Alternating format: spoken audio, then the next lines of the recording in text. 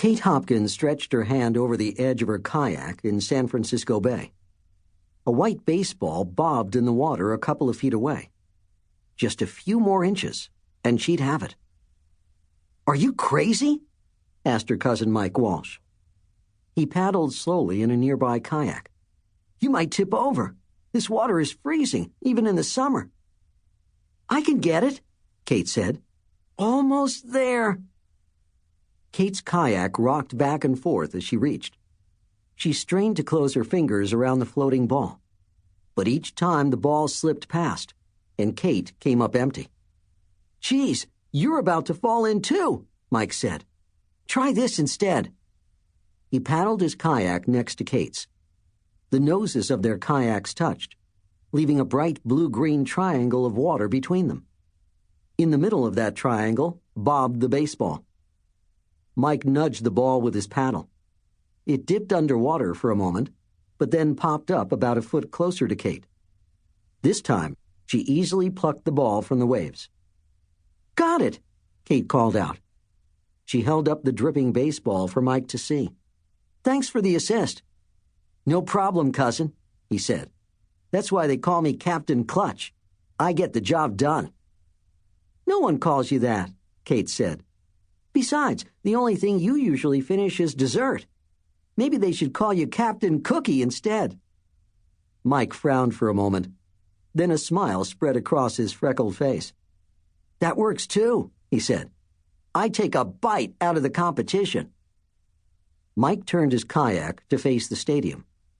Mike and Kate were in town for a San Francisco Giants game. They were staying in a hotel with Kate's dad.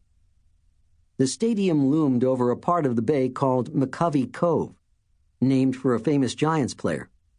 Beyond the tan wall with rounded arches was the stadium's right field. A walkway stretched along the outside of the stadium. Since the Giants stadium was right next to the water, home run balls sometimes flew over the wall and splashed into the green waves of the bay. They were called splash hits. Lots of boaters and kayakers came early to try to catch a splash hit during batting practice. Kate, Mike, and Kate's dad had rented kayaks earlier that morning. "Here comes another hit," Kate's dad called out. He floated in a dark green kayak a few feet away. The ball sailed high over the right field wall. Its white leather gleamed in the sun. Splash! The ball plopped into the water next to a sailboat about 100 feet away.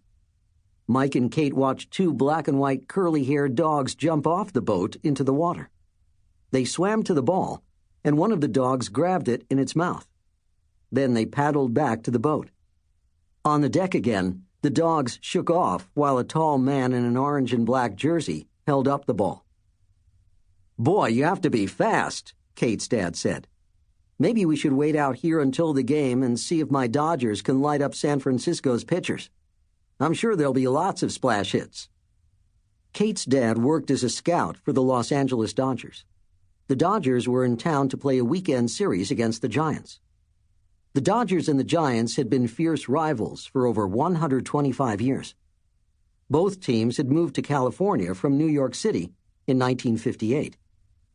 "You think the Dodgers will win today?" Kate asked. She loved baseball, too. "They have a good chance," her dad said. "But I have to admit, the Giants are a pretty good team. Being such strong rivals is what makes these games so great."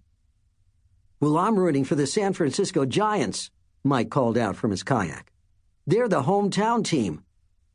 "And I'm rooting for the Dodgers, since they're my dad's team," Kate said. Mike paddled backward and forward, waiting for a chance at another ball.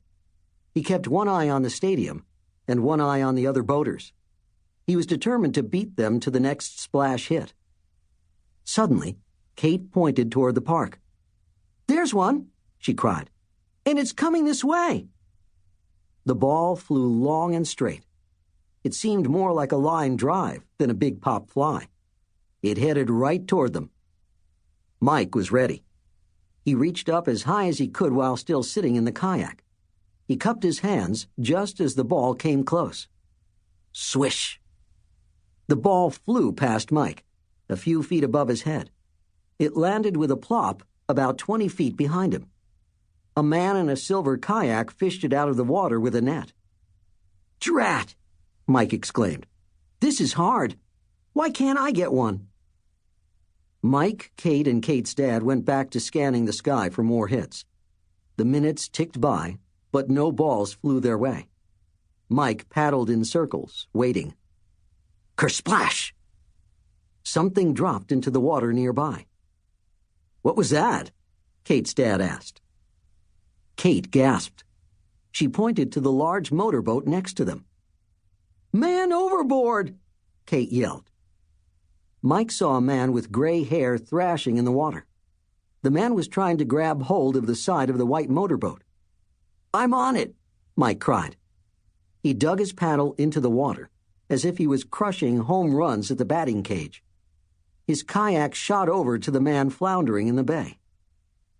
Mike stowed the paddle in his kayak. He pulled his knees up to his chest, even though it was awkward with his life jacket on. "I'll save him!" he shouted. Without another thought, Mike jumped into the water.